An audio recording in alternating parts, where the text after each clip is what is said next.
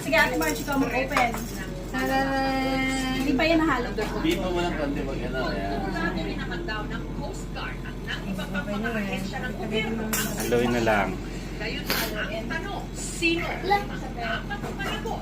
Na investigation, no? Dito po sa pananagot. At Ayan, lumalabas sipag po talaga yung magluto ng asawa ko na. parties po involved dun sa nakaraang oil spill sa Mindoro ay sila rin po ay yung involved dito sa pag-charter ng Hindi na kailangan gisa-gisa. Kumpanya?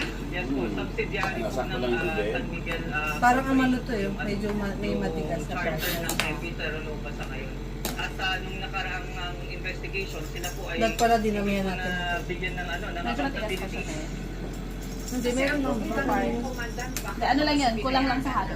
Kalayag. Itong Ay, baka di siya ito, na- alam naman natin yung pagdagsanib puwersa yung Ang bango, ang bango ng pansit. Super typhoon pa po yung kanina eh. Walang oil yan. Strict Oil lang